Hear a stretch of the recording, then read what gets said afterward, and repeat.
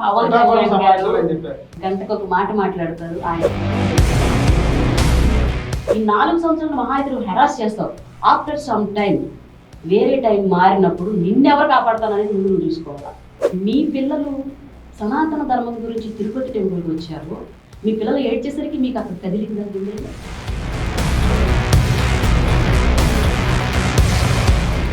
అంత ఇదిగా కబుర్లు చెప్పిన మీరు ఈ రోజు ఏమయ్యారు? ఎక్కడికి పోయారు? ఈ రోజు ఎందుకు అసెంబ్లీ బైకట్ చేశారు? నిజంగా వైసీపీ పార్టీ డైబల్ దర్శనీయ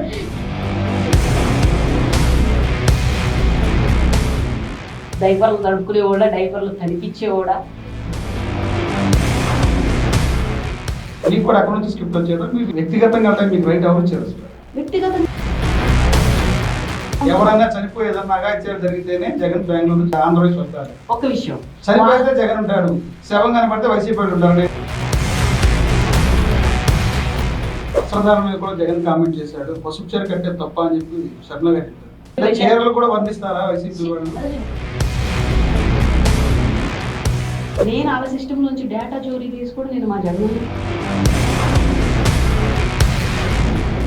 వ్యక్తిగతంగా చేసింది కాదు, అది పార్టీ ఆఫీస్ ఆదేశాల మేరకే చేసింది. అంటే జగన్మోహన్ ఇలా తిట్టిస్తుంది ఒక బయటికి మేము తిట్టలేం, బయట జనాల ముందు తిట్టినారు. చిన్నపిల్లల దగ్గర కూడా దోచేసాడు, దోపిడీ చేశాడు, అవినీతి చేసాడు అనేది ప్రధానమైన ఆరోపణ.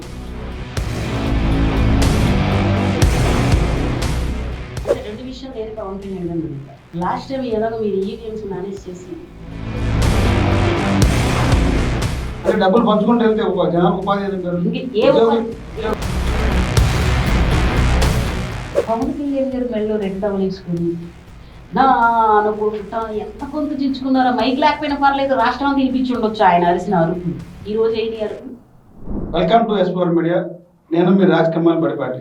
ఈ రోజు మనతో ఉన్నారు YSRCP party social media activist Suchitra మనతో ఉన్నారు. నమస్తే మేడం. నమస్కారం మేడం, ఎలా ఉన్నారు? ఫైన్. ఎలా ఉంది? ఎన్డీఏ గవర్నమెంట్ అధికారంగా వచ్చి దాదాపు 5 నెలల కాలం అవుతుంది. 5 నెలల కాలంలో పరిపాలన ఎలా ఉంది? మా ప్రభుత్వం మంచి ప్రభుత్వం అని చెప్పి డోర్ టు డోర్ స్టిక్కర్ కూడా వేస్తున్నారు. ఎలా ఉంది? అంటే వాళ్ళకి వాళ్ళే మా ప్రభుత్వం మంచిది, వాళ్ళకి వాళ్ళే స్టిక్కర్లు, అంటే వాళ్ళే ఎగ్జామ్ పేపర్ రాసి వాళ్ళే మార్కులు వేసుకుని వాళ్ళే ప్రకటించుకుని రిజల్ట్స్ వాళ్ళే ఇచ్చేసుకుంటుంటే ప్రజల్లోకి వెళ్ళి అడిగితే ఎవరైనా ఈ మాట ఒప్పుకుంటారండి? ఏ హామీలు ఇస్తామని ప్రజల్ని మోసం చేసి వాళ్ళు ప్రభుత్వాన్ని తీసుకున్నారు. ఈరోజు ప్రజలకి అనుకున్న హామీలు చేశారా?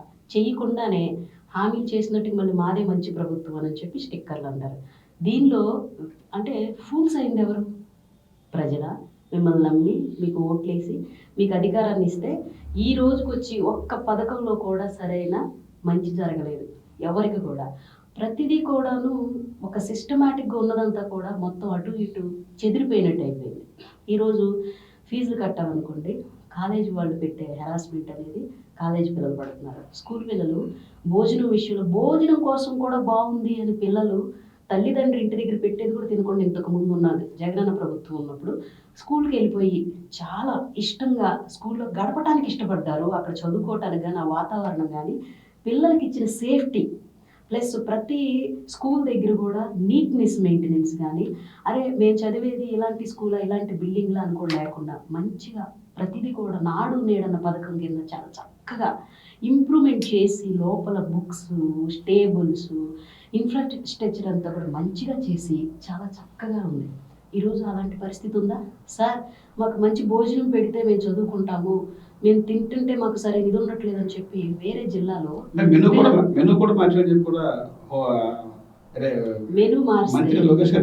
కాదండి, మెనూ మార్చారని చెప్పి ప్రూవ్ చేయమనండి. ఏ స్కూల్లో మెనూ మార్చారండి? ఇంతకు ముందున్న మెనూలో ఏ పిల్లని అడిగినా కూడా ఏం తింటున్నారు మీరంటే పైనుంచి కింద వరకు లిస్ట్ చదివి చిక్కి దగ్గరికి వచ్చి ఆగి బాగుందంటే ఎక్సలెంట్ అని చెప్పేవాళ్ళు. ఈరోజు ఆ పరిస్థితి ఉందా? మొన్నటి వరకు ప్లేట్లు పైకెత్తి చూపించారు, ఇప్పుడు చూస్తే మాకు మజ్జిగన్నం పెడుతున్నారండి నేను ఏడుస్తున్నారు ఒక దగ్గర కొన్ని చోట్ల. వాళ్ళ దగ్గర పోషక విలువలు ఎలా వెళ్తాయండి? అంటే వీళ్ళే అంటే ప్రకటన చేసుకుని వాళ్ళ దగ్గర పేపరు మీడియా ఉంది, వాళ్ళ దగ్గర అధికారం ఉందని చెప్పి ఏమీ చేయకపోయినా కూడా వాళ్ళు చేసినట్టు వాళ్ళు చాటి చెప్పుకుంటున్నారు. జగన్మోహన్ రెడ్డి కోట్ల రూపాయలు దోచేసాడని చెప్పి చెప్తారు. అంటే చిన్నపిల్లల దగ్గర కూడా దోచేసాడు, దోపిడీ చేశాడు, అవినీతి చేశాడు అనేది ప్రధానమైన ఆరోపణ. మీరేమో పిల్లలకి ఆ పౌష్టికాహారం పెట్టారు, ఫుడ్ పెట్టారు, అట్మాస్ఫియర్ అంతా చాలా బాగుందని మీరు చెప్తున్నారు. చిన్న పిల్లలు తినే చిక్కీలో జగనన్నతో వచ్చేసారు. అవును. ఆ మాట వాళ్ళ గుండెల మీద చేసుకొని చెప్పమన్నారు. లోకేష్ గారు సాక్షాత్తు నిన్నగాక మొన్న పవన్ కళ్యాణ్ గారు స్కూల్కి వెళ్ళారండి. స్కూల్కి వెళ్ళి ఇది ఎప్పుడు కొన్న ఫర్నిచరు, ఇది ఎప్పుడు కొన్న టేబుల్, ఇది ఎప్పుడు కొన్న చైర్, ఇవన్నీ ఎప్పుడు చేసినాయని చెప్పి ఆయన అడుగుతున్నారే. అంటే నిజాయితీగా అక్కడ పని కనిపిస్తుంది కదండి, చేసిన మంచి కనిపిస్తుంది కదా. పిల్లలు తినే దగ్గరికి జగనన్న దోచేసాడంటాకి నువ్వు ఎంక్వైరీ చేసుకో, నువ్వు రుజువు చేయకుండా దోచేశాడు లేకపోతే ఇంకోటి చేశాడని మాటల వరకు వద్దండి. మీరు నిరూపించి పక్క ఆధారాలతో చూపించి అప్పుడు మాట్లాడండి. మంచి మీరు చేయలా, చేసిన మంచిని మీరు చెరిపేశారు. మీరు చేస్తున్నట్టుగా మీరు చూపించుకుంటూ చేసిన మంచిని మీరు లేదని చెప్పి లేనిపోయిన అబద్ధ మాటలు అనేది జనాల మీద నిందలేస్తున్నారు జగన్ మీద. ఇంతకు మించి ఏమైనా కనిపిస్తుందా? ఎయిర్పోర్ట్ లో చీఫ్ సెక్రటరీగా పనిచేసినటువంటి మీరు ఎందుకు సడన్ గా రాజకీయాల వైపు వచ్చారు? అనుకోని పరిస్థితులు వచ్చేసినాయి ఆ టైంకి. అంటే నేను చేసిన వర్క్ లో చాలా ఏం చేసేవాళ్ళు ఎయిర్పోర్ట్ లో జాబ్? ఏం job? Air India food and beverages కి చీఫ్ సెక్యూరిటీ ఆఫీసర్ చేశానండి. ఎయిర్ ఇండియా ఫ్లైట్ చేశాను, నేను వైజాగ్లో చేశాను.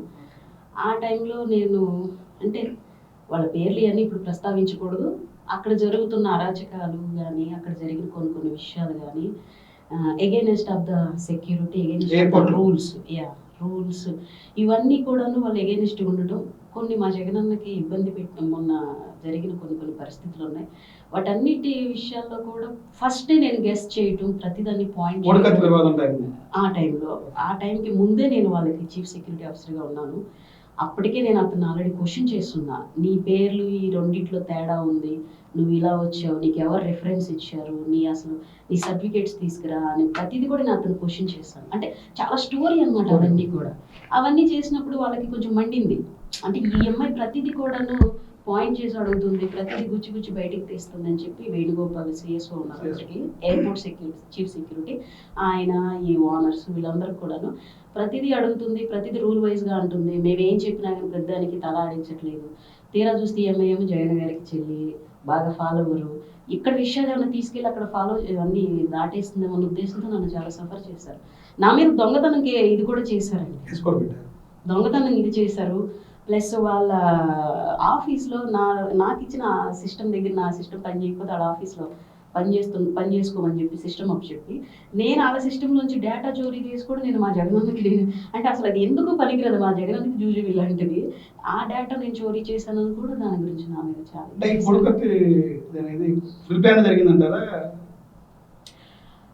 ప్రీ ప్లాన్డే కదా. ఎందుకంటే సస్పెక్ట్ అనేది మేమనేది chief security officer, we are representative from the trained by the BCS అంటారు, bureau of civil aviation security. వాళ్ళు ఇచ్చే ప్రతి ఇన్స్ట్రక్షన్ ప్రకారం బ్యాక్గ్రౌండ్ చెక్స్ చేసినా వాళ్ళు సరిగ్గా లేరు. అలాగే ఏ రకంగా ప్రతిదీ కూడా నేను అక్కడున్న సెక్యూరిటీ రూల్స్ కానీ ప్రతిదీ నేను చెక్ చేస్తూ పోతున్నప్పుడు చాలా చోట్ల ల్యాబ్స్ ఉండేవన్నీ. ప్రత్యేకించి నేను అతను ఎప్పుడు సస్పెక్ట్ చేసేదాన్ని, నన్ను చూడంగా నా పక్కన తిరిగిపోయేవాడు, మేడం వస్తున్నారు ఎక్కడ వాళ్ళు అక్కడ కొంచెం వెళ్తూ ఉండేవాడు. అంటే నేను రావటం వెళ్ళటం, నేను వాళ్ళని అబ్జర్వ్ చేస్తూ ప్రతిదీ నేను వర్క్ చేస్తున్నాను. తీసాను నేను బయటికి, ఆల్రెడీ అప్పుడు తీసాను. శ్రీను, నీ పేరు ఇవన్నీ దీనిలో ఇలా ఉన్నాయి, నీ పాస్పోర్ట్లు ఇలా ఉన్నాయి, నువ్వెందుకు ఇదికి వచ్చావు, నువ్వు ఎక్కడి నుంచి వచ్చావు అంటే నేను దుబాయ్ వెళ్ళాను. ఇట్లా దుబాయ్ వెళ్ళినప్పుడు మరి నీ వంట చేయడానికి నీకు ఇది సర్టిఫికేట్ ఇస్తారు కదా క్యాటరింగ్ది, అది నువ్వు ట్రైన్ అయినట్టు హోటల్ మేనేజ్మెంట్, ఇవన్నీ కూడా అడిగాను నేను. అతని దగ్గర సమాధానం లేదు. నీకు రెఫరెన్స్ ఎవరు ఇచ్చారనంటే నాకు హర్షవర్ధన్ గారు ఇచ్చారని అతను డైరెక్ట్గా చెప్పాడు. అక్కడ జరిగే ప్రతి ల్యాబ్స్ నేను చెప్తా ఉండేదాన్ని. ఈ అమ్మాయి ఏంటి మనకి పాజిటివ్గా ఉండి వర్క్ చేస్తుంది అనుకుంటే ప్రతిదాన్ని క్వశ్చన్ చేస్తుంది, రూల్ అంటుంది అన్న ఉద్దేశంతో వాళ్ళకి చాలా వరకు నా మీద సరే ఇది లేదు. స్టార్టింగే నేను జాయిన్ అయిన తర్వాత 10 days కూడా పట్టలేదు.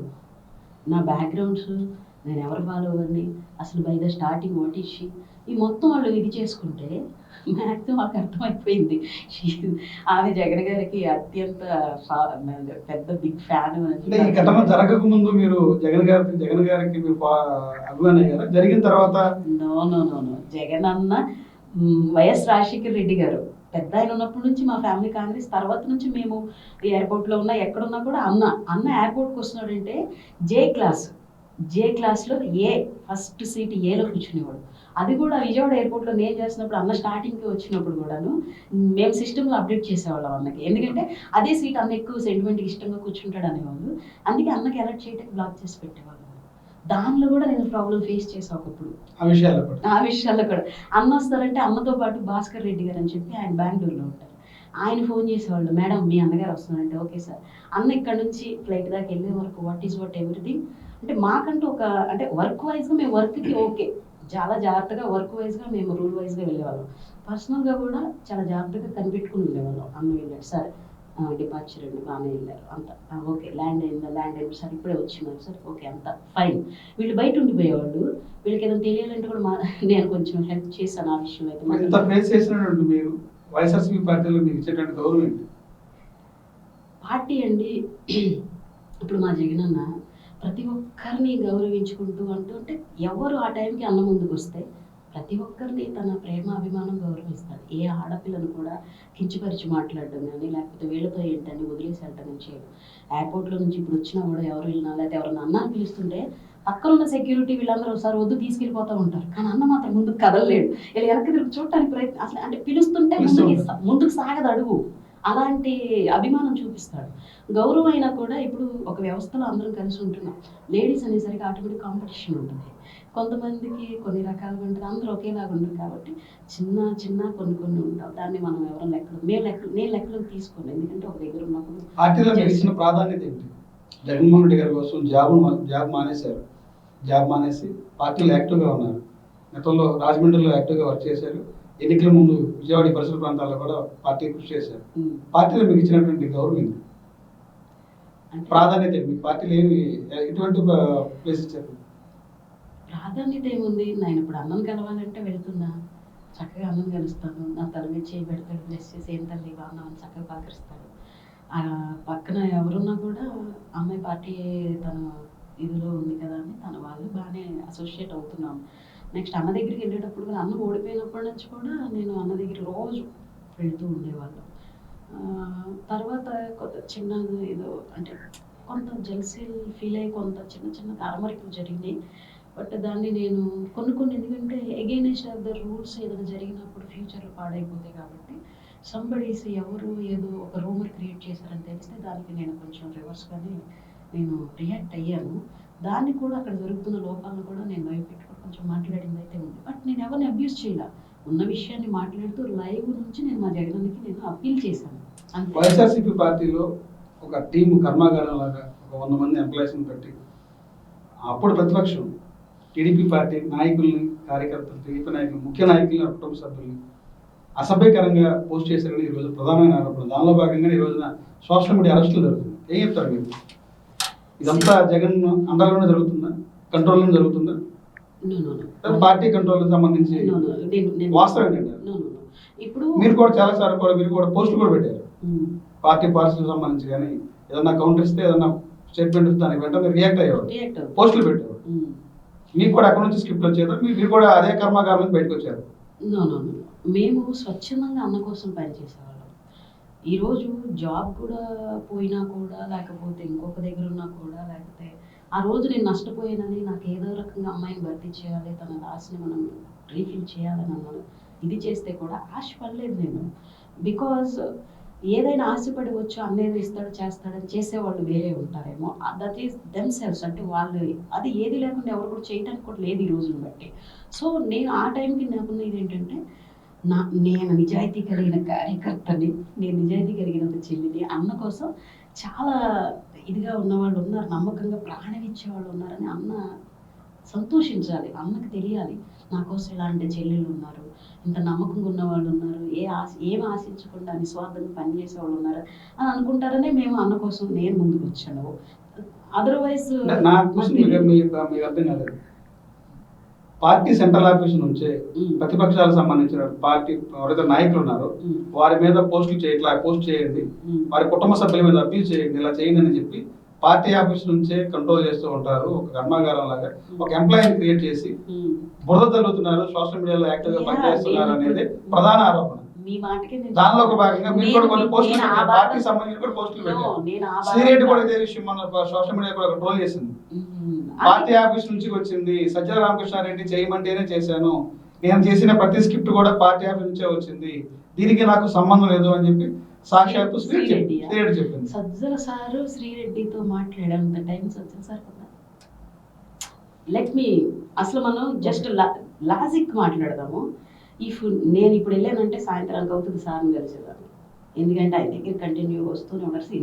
నిజమే మాట్లాడదాం, ఏందని మాట్లాడదు. సీఎంఓకి వెళ్ళినా కూడా ఆ సార్ వచ్చినా కూడా సార్ దగ్గర ఆఫీస్లో కానీ అసలు ఆయన దగ్గరికి కానీ వీళ్ళు ఖాళీగా ఉండరండి. పాపం ఎప్పుడు ఎవరొకరు కలుస్తూ ఉంటారు అక్కడ మీటింగ్లు, లోపలంతా వాళ్ళు మాట్లాడతాం, ఇవన్నీ జరుగుతూ ఉంటాయి వాళ్ళు పెద్దవాళ్ళు కాబట్టి. ఈయనకి శ్రీరెడ్డి నువ్వు ఇలా చెయ్యి అని చెప్పి ఫోన్ ఎత్తి మాట్లాడేంత ఇది కూడా లేదు పాపం. సజ్జల భార్గవ్ జాయిన్ తీసుకున్న తర్వాత ఇదంతా బాగా ట్రోలింగ్ ఎక్కువ పెరిగింది, మహిళల్ని అబ్యూజ్ గా చేయటం సోషల్ మీడియాలో చాలా ఆ విషయంలో ఇదిగా చేశారనేది కూడా ప్రధాన ఆరోపణ. యాక్చువల్గా సజ్జల భార్గవ్ కుటుంబాల విషయాలు కూడా బయటకు తీసుకొచ్చారు, రచ్చ చేశారు అనేది ప్రధానమైన ఆరోపణ. సరే, వైసీపీ పార్టీ నేను మీకు క్లారిటీ ఇస్తానండి.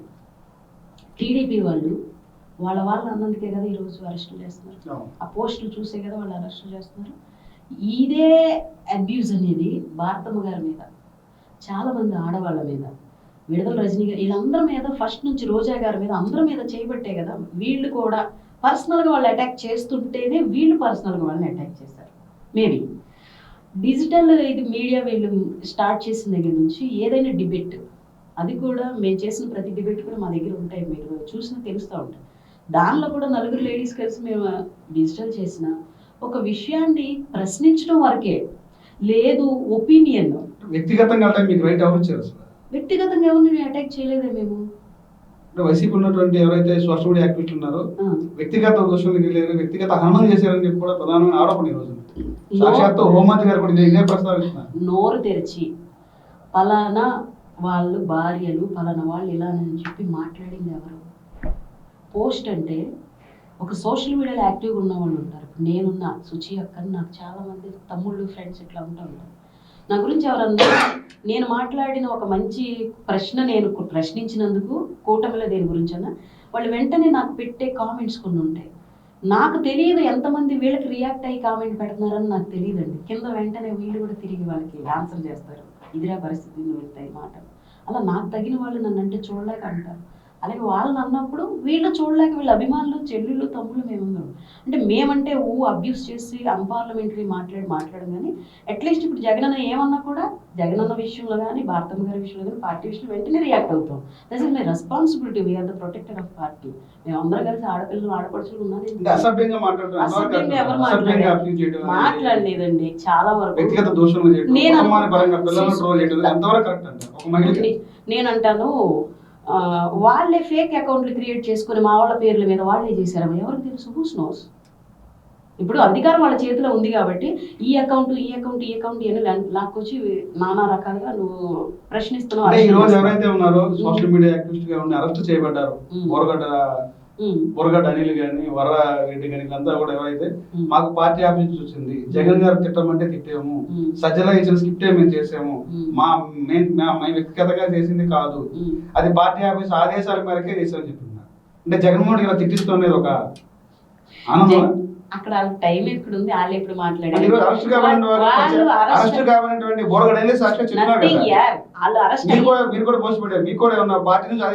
నథింగ్ యార్, నేను అదే చెప్తున్నా. ఐ యామ్ ద విట్నెస్, నేను విట్నెస్. నువ్వు ఇలా చేసి తిట్టు, నువ్వు ఇలా అన్పార్లమెంటరీ మాట్లాడు అని వాళ్ళు ఎంకరేజ్ చేసే ఇదేం లేదు అసలు. అక్కడ ఎవరు ఇది చేయరు. స్వచ్ఛందంగా ఇప్పుడు ఎడ్యుకేటెడ్ ఉంటాడు, ఎడ్యుకేటెడ్ ఏం చేస్తాడు? ఎడ్యుకేటెడ్గా మనం ఏదో ఎడ్యుకేటెడ్ స్కిల్స్ మెయింటైన్ చేస్తాం. కొంచెం మాట్లాడేటప్పుడు అబ్యూజ్ లాంగ్ అనేది కొంచెం మనకి ఎబ్బెట్టుగా తెలుస్తూ ఉంటుంది. కొంతమంది అన్ఎడ్యుకేటెడ్ ఉంటారు, కొంచెమే చదువుకున్న వాళ్ళు ఉంటారు. అంటే వాళ్ళ దగ్గర ఉన్న కొంచెం జ్ఞానం కానీ ఆ పరిమితిని బట్టి వాళ్ళు మాట్లాడే స్లాంగ్ మాట్లాడి వాళ్ళు ఇది అవ్వచ్చు. ఇప్పుడు ఇంటి దగ్గర పల్లెటూరులో గ్యాదర్లు తోలుకెళ్తూ కూడా బూతులు మాట్లాడతారు. అలాగే వాళ్ళు ఏదైనా అనగానే వెంటనే అయ్యే రియాక్ట్ కానీ వాళ్ళ దగ్గర ఉన్న కొంత ఆ కల్చర్ అనేది ఇదైన దాన్ని బట్టి వాళ్ళు ఆ ధోరణి కనిపించింది. I think so. ఇలా మాలాగా ప్రశ్నించడానికి మాలాగా మాట్లాడేవాళ్ళు మాలాగా మాట్లాడేది. అలా అభిమానంతో ఏమన్నా చేసి ఉండొచ్చు, లేదు వాళ్ళే ఫేక్ అకౌంట్లు క్రియేట్ చేసి మా వాళ్ళ పేరు మీద ఇలా ఏమైనా చేసి ఉండొచ్చు. డిజిటల్ మీడియా నడిచింది, అదే డిజిటల్ మీడియా తరపు నుంచి నేను కూడా డిబేట్ చేశాను, కొన్నిసార్లు నేను కూడా వాయిస్ చేశాను. అంటే ప్రశ్నించడం మా హక్కు. మేము అడిగాము, బట్ ఏ రోజు మేము అబ్యూస్ చేయలేదు, ఇది చేయలేదే. అంటే మేము ఎవరు అబ్యూస్ చేయనప్పుడు, మేము ఎప్పుడు ఇది చేయనప్పుడు వీళ్ళు కూడా ఎందుకు చేసి ఉంటారు? అలాంటి వాటిని వీళ్ళు కూడా ఎందుకు ఎంకరేజ్ చేస్తారు? మమ్మల్ని ఎంకరేజ్ చేయనప్పుడు మిగిలిన కూడా ఎంకరేజ్ చేసి ఉండకపోవచ్చు కదా. సో వాళ్ళు ఏమైనా ఫేక్ అకౌంట్ క్రియేట్ చేసి మా వాళ్ళ పేరు మీద ఏమైనా అలా చేస్తున్నారా? లేదు, వీళ్ళు నిజంగా ఇప్పుడు నేను అంటున్నాను చూడండి, అన్ఎడ్యుకేటెడ్ అవడం వల్ల కొంత ఇబ్బందికరమైన పరిస్థితి ఉంటుంది. అంటే నాన్నగానే అరే నా అన్ననంట, ఇప్పుడు నా నా నా నా ఫాదర్ని కానీ, నాన్నని కానీ, మా జగనన్న కానీ, నాన్న కానీ మాకు కూడా కొంచెం బయటికి మేము తిట్టలేము, బయట జనాల ముందు తిట్టలేము, బట్ ఇంట్లో అయితే తిట్టుకుంటాం కదా, అది మా స్వేచ్ఛ. సో అది ప్రదర్శించడం వాళ్ళకి చేత కాలేదేమో, ఐ థింక్, నేను అనుకుంటున్నాను అని.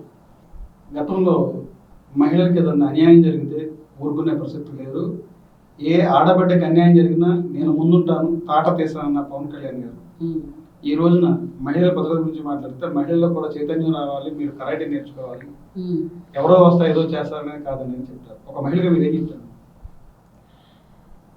రాష్ట్రంలో మహిళల భద్రత ఇదే మహిళల గురించి పవన్ కళ్యాణ్ గారు డీసీఎం అవ్వక ముందు కానీ ప్రభుత్వం రాకముందు ప్రజల విషయంలో ఎలా ఉన్నారో ప్రజలు చూశారు, అందరం చూసాం. ఇదే డీసీఎం గారు ప్రభుత్వం ఫామ్ అయిన తర్వాత, వీళ్ళు ఫామ్ అయిన తర్వాత ఏ రోజు కూడా ఆడపిల్లల తరఫున డిప్యూటీ సీఎం, మేము అంత పెద్దలు ఎంత పలకలేక ఏదో డీసీఎం అని పిలుచుకుంటున్నాం, సరే పవన్ కళ్యాణ్ గారేనండి. డిప్యూటీ సీఎం అయిన తర్వాత, ప్రభుత్వం ఫామ్ అయిన తర్వాత ఆడపిల్లల తరఫున ఎన్ని రకాలుగా వెళ్ళి ఎంతమంది పరామర్శించారు? ఇప్పటికి దగ్గర 92-96 వరకు జరిగిన ఇన్సిడెంట్స్ ఎనీబడి అసలు ఎవరి దగ్గరికన్నా వెళ్ళి ఏ రోజున పరామర్శించింది ఉందా?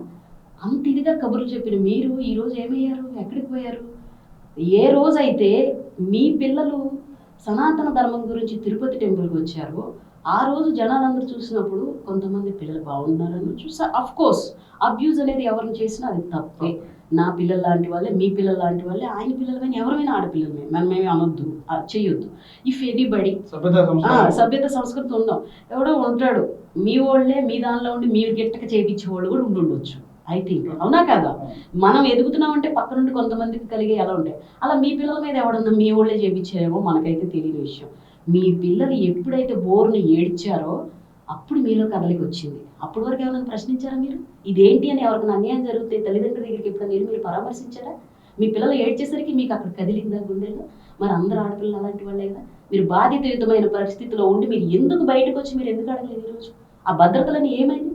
అంటే ఇప్పటికిప్పుడు మీరు ఇంతమందిని అరెస్ట్ చేయించగలిగారు మీ ఇద్దరు పిల్లలు ఏడ్చగానే, మరి ఇంతమంది తల్లిదండ్రులు, ఇంతమంది పిల్లల ప్రాణాలకు ఇంత జరుగుతుంటే వాళ్ళ ఆత్మఘోష ఎంత ఉంటుంది? హోంశాఖ మంత్రి కూడా ఈ రోజున అనిత గారు కూడా ఏదన్నా సంఘటన జరిగితే విత్ ఇన్ అవర్స్ లోనే టైమ్స్ లో వెళ్ళి పరామర్శిస్తున్నారు, వారిని అధిప్రదేశ్ అరెస్ట్ చేస్తూ చెప్తున్నారు. ఫాస్ట్ ట్రాక్ కోర్టులు పెడుతున్నాము, గతంలో లాగా పనికి మాలినటువంటి దిశ చట్టాలు మాకు అవసరం లేదు, దానికి మించినటువంటి భద్రత కల్పిస్తాం మహిళలకు అన్నారు.